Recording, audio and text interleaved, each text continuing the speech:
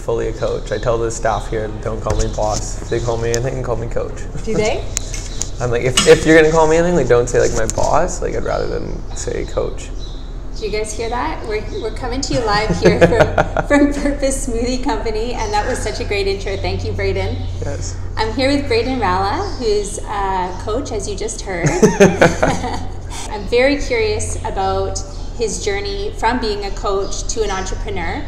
And here we are. Here we go. Thanks, Bradon. Welcome to Purpose. Thank you.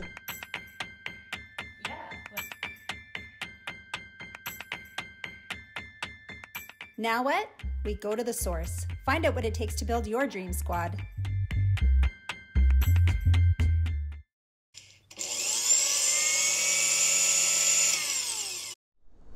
I forgot to mention in my intro, Purpose Smoothie Company is located in the most beautiful part of British Columbia, Steveston, BC. If you've never been to Steveston, you gotta come check it out. Bradon, tell me about your journey from being an athlete to a coach to an entrepreneur. So a long one for sure. I grew up playing sports. I played basketball, baseball, hockey, lacrosse when I was younger. Then in high school, focused on basketball and football. I feel very grateful and privileged that I was able to play so many sports, and I am very grateful to my parents for putting me in those sports and driving me to practices and all the commitment and time it takes to doing those things. I think what I love most about sports is at a young age, it's really just about having fun, and you know, you're 6, 7, 8, however old you are when you start a sport. You're meeting new friends and you're just going and playing a game with friends that you learn to love friends, you learn to love the game, and I think as you learn to love the game more and more, you get a greater desire to win. Once you start realizing that and your desire to win grows, you start learning, how am I going to win? How are we going to win as a team? What are we going to do to win this tournament? And you start goal setting at a young age. You know, as you're asking this question, I was just thinking about it's pretty crazy to think. So I remember being in like grade 8, so you're 12, 13 years old, and saying, okay, like our goal as a team is to win the provincials. So you are a group of 12, 13-year-olds, something like, you know, 12, 15 people, however many are on the team that are 13 years old, and your goal is to be the best team in the province. And if you think about that, like that's a pretty crazy goal, and to be that young and to think that big, I think is something that is really cool. And I think there's different ways that you can do that, but for me it was definitely sports. And another big thing I love about sports is the winning and losing. I do believe at a young age it is about participation, and everybody should participate, but as you get older, and especially after high school into what people call the real world, it is about winning and losing. You know, for example, as like a business, if somebody comes in and interviews for a job, there's going to be 5 candidates who are interviewing for that job. Not everybody is going to get a participation chance at it. Like some people are going to get that job. You know, whatever it is, there's going to be winners and losers. And I think one thing that we say around here is not wins and losses, but wins and lessons. So the cool thing I've learned about sports at a young age is, you know, you lose a game and you have a chance to rebound. You have a chance to come back better tomorrow, better the next game. Whereas it's the same thing in life, is that we get handed losses in life, whether it's, you know, family members, friends, you know, you deal with things that you don't succeed at. You fully have a chance to learn from that lesson. How can I get better and how can I come back stronger? Just like 2 recent examples in pro sports would be, I think like the hottest topic in Canada right now would be Kawhi Leonard. Last year he was in San Antonio, 2 years ago was in San Antonio, got injured. The media started talking bad about him. The team turned on him, and he got traded, and so he got shipped away from the team that he only knew, the only team he ever played for in the NBA. He came here to Canada, and he learned from that lesson. He dialed in and brought a championship to Canada, and if you look at that, he literally united a full nation through the power of sport. Another example I have to bring up, Tiger Woods. I'll say I don't condone what he does off the field, but he single-handedly revolutionized the game of sports, and to have the mental strength to come back from what he did, and the physical strength he had reconstructive knee surgery, he had back surgery, he had to change his swing multiple times, and for him to get back at the Masters this year and win the Masters, I think that was the greatest comeback in sports history. And sports just gives people the opportunity to come back after a loss, to work towards something, and the power of sport, how it's able to bring so many people together, is just a couple of the reasons why I love sports. So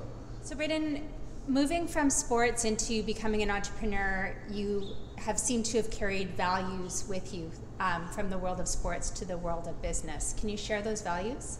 Definitely. I coached for almost 10 years, and I tell the staff here that I like to, I think of it as we're a team, and as a team, our Purpose Smoothie Co team, we have to constantly get better. We have to improve. And a couple of the big things that I think that I learned from sports would be, number one, goal setting. I think I touched on it a bit in the first question. With being at a young age, you set goals, and whatever age you're at in your sports journey, you're going to be setting goals as a team. You're trying to get places. So for us as a business, and any business, I think it's important to think, okay, where are we going to be in 6 months? Where are we going to be in 1 year? Where are we going to be in 5 years? And having a real clear vision of where you want to be and how you're going to get there. Because if you don't have that vision, I think that whatever you're doing right now and you don't have a vision and you don't have a goal for where you're going to be, you're actually already doing the same thing that you're going to be doing in 5 years, unless you think about that and plan that out. I think at the same time, if you're very happy with what you're doing at the moment, I think that's amazing, and happiness is the most important thing in the world. So if you're happy with what you're doing, continue doing that. Maybe you're able to take your foot off the gas a little bit and just continue to do that. But I know for some people that are hungry, who want to constantly improve, who are not afraid to fail, having those goals and taking risks to get there, I think that's very important. The next thing I think about sports and business would be sacrifice. For any of those champions that you see out there in sports, you look at that and some people will sit there and say, oh, lucky, oh, wow. And what they don't really see is that, that was 10, 15, maybe 20 years of sacrificing weekend nights, early mornings, of just working on their craft and constantly trying to get better and better. And to achieve those goals, you fully do need to sacrifice a lot of things. And for Purpose, for example, the first year that we were open, from June 3rd to the following June 3rd, so 2017 to 2018, out of the 365 days in the year, I worked 355 days. So that's including holidays, Christmas and stuff like that, including those days.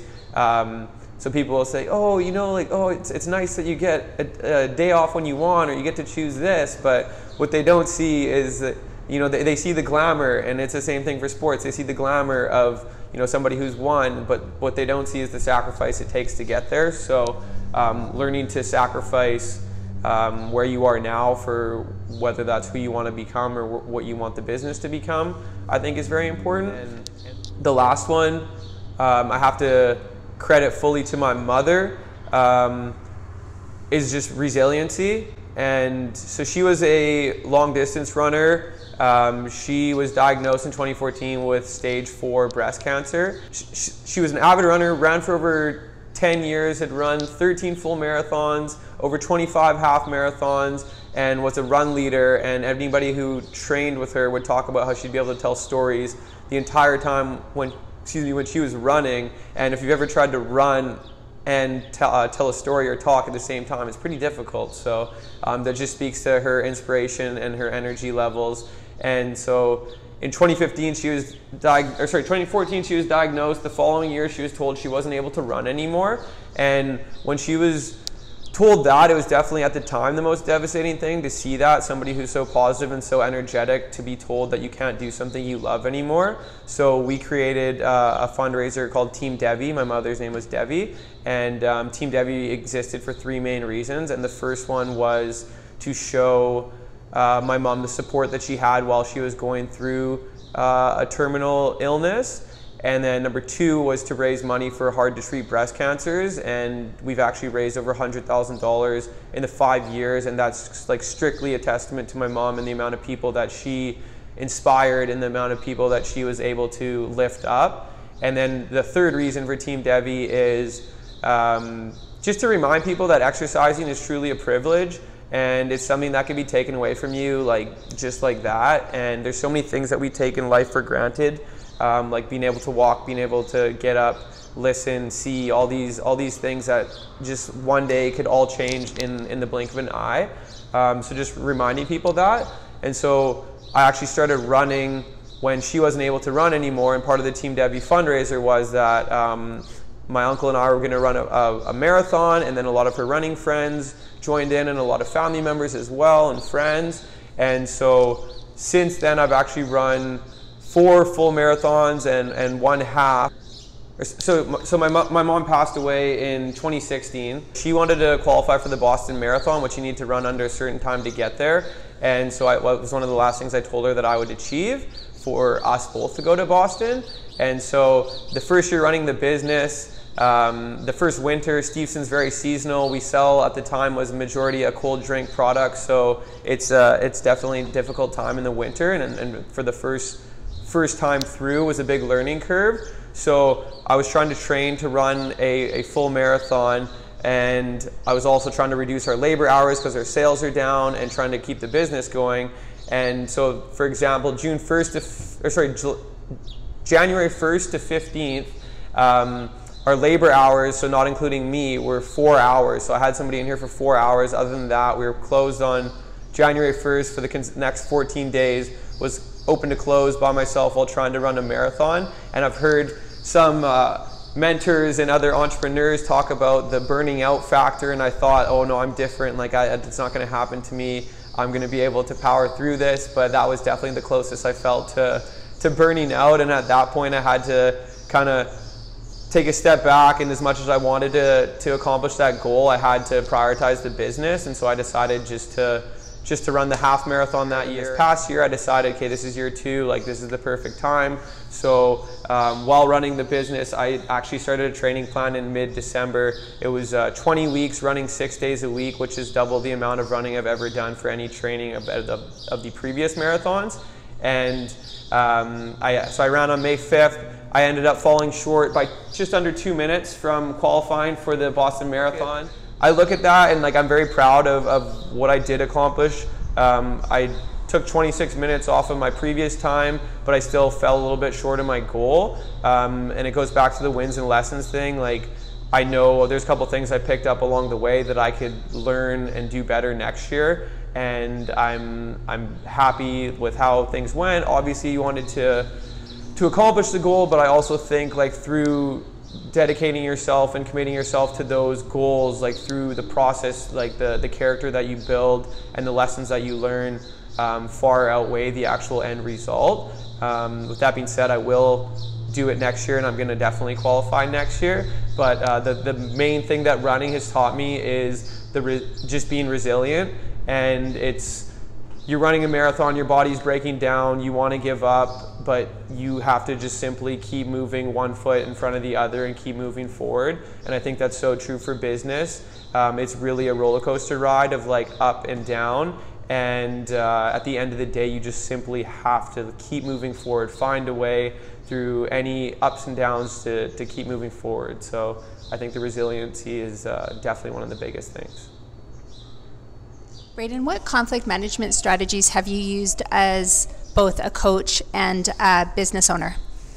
I don't know specifically which ones, but I think that when you have a positive mindset and you could look at things with a glass half full attitude, you could look at conflict as an opportunity to grow.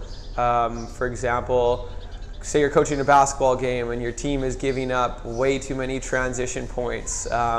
You could sit there and you could yell. I mean, that could help or not, and whatever your style of coaching is. But after that, you need to, review that, look at the game film, say, okay, what are we doing wrong? How can we fix that? And then at the next practice, you need to dedicate more time to being able to fix that issue, and maybe it's something that you could turn into a strength.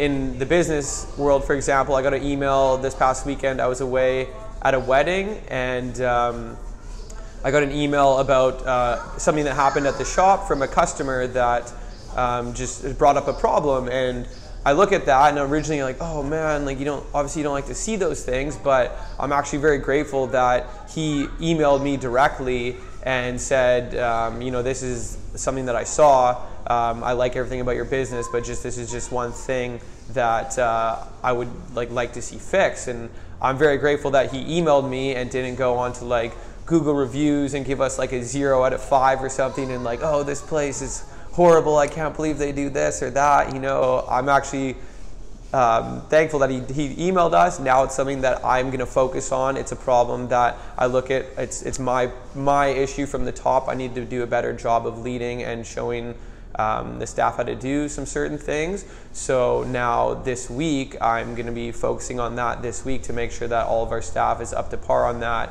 and we're going to turn that into a strength of ours. So to the man who emailed me, if you're watching this, thank you. Okay, normally in the firing round, I ask people what their favorite Subway order is, but clearly you're going to skip that question for you, not Bradon. Really a big Subway guy. Not really. No. So instead, what is your favorite book or podcast? Book or podcast? So podcast would definitely be Impact Theory by Tom Bilyeu. He started Quest Nutrition and built it into like $1 billion business. He wants to live till he's 100, and he brings in the most interesting guests and just talk about the most amazing things that are like health oriented and mindset. So that's called Impact Theory by Tom Bilyeu. The next podcast would definitely be Living with Purpose. So we've actually filmed our first podcast recently. It's actually live on our website at www.purposesmoothieco.com under our blog section. And that's just going to be about entrepreneurs sharing their success secrets to living a healthy and happy life. So look out for that.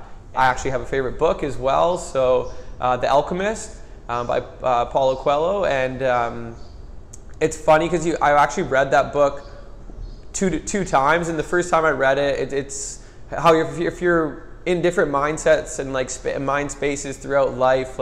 So the first time I read it was after university. I was on a Euro trip backpacking and didn't know what I wanted to do, but I read the book and I'm like, okay, this is a good book, but like didn't really speak volumes to me. And then about a month before opening Purpose, I had a business mentor that I was meeting with, and he said, here, like, this is The Alchemist, you should read this book. And I was like, wow, like I actually have read this before, but I feel like if I read it again right now, it would be very fitting. And so the premise of the book is about a young shepherd who is able to find a treasure kind of like way beyond his dreams. And throughout his journey, he learns to follow his heart. And when he learns to follow what his heart desires and go all in on that, like the world just transpires around him to help him get there. And it was such a fitting book for me at the time to have. I'm about to go all in on a business, and I have been very fortunate to have family and friends who have stepped up and just been there for Purpose at any time, and I'm so grateful for that. And we just had actually our 2-year anniversary on June 9th, and it's something that I just absolutely love. My family, I'm very blessed to have an amazing family who helps out all the time. Friends who have supported, probably going to be watching this video as well, whether that's, helping me out with something or just coming in. I have friends that come in from Vancouver all the time, and I really, really appreciate when I see them walk in the door, and our amazing staff too. So just a great book that has allowed me to be more appreciative for a lot of things here. So. Thanks so much for this interview, Bradon. If you haven't tried out Bradon's smoothies and his food, you must come down to Purpose Smoothie Co. in Steveston. It's amazing. It'll change your life and you'll become addicted and keep coming back. Bradon, final question. I noticed you have a sign on your front door. Can you tell me about that? Yeah, so that is the Kawhi and Dine sign. So in Toronto during the playoff run, Kawhi Leonard's going to be a free agent July 1st. Restaurants are offering free food to him if he stays in Toronto. He's going to be eating free in a lot of places. And then it went so far as some real estate guys in Toronto were offering him penthouses at the Shangri-La, the Ritz-Carlton, and some amazing places in Toronto. And then we were doing an event, we were doing smoothies down at Indochino at their headquarters. They're based at a custom suit company based out of Vancouver. And I was talking to the CEO at Indochino, and I just mentioned they had just offered Kawhi free suits for life, and I was saying like, oh, that's so cool, you know, you're giving them free suits for life. Like I wish Purpose was in Toronto, and you know, we do the same thing. And he just looked, he's like, why wouldn't you? You know, it's like We the North is a Canada-wide campaign, and you know, it's something that we want him to stay here. So I thought about it. I'm like, you know what? Like maybe we will be the first people in Vancouver. What the Raptors playoff run and winning the championship has done for the game of basketball in Canada is enormous, and it's just grows the popularity, and people now realize like, wow, basketball has only been around here for 24 years and we won an NBA championship, whereas hockey, which is Canada's like national sport, we have 7 NHL franchises here and they haven't won a championship since 1993. So you know, what Kawhi was able to do to help the Raptors win and to show that organization has won when 7 other hockey ones haven't, I think it's something that you know, it needs to be acknowledged more, and I really hope the Grizzlies come back, and Kawhi being there and the Raptors winning is really, like, I know that really helps the chances of the Grizzlies coming back, and I know that the Grizzlies will be back here within the next 10 years, and at that point we'll be all Grizzlies fans when we get our team back. So Kawhi and Dine, yeah. He'll be hopefully coming here in the next couple of weeks with the Larry O'Brien Trophy. We might give him, well actually we have to give him a free smoothie, and we'll be happy to do that. So Kawhi, if you're watching this, come on, check it out.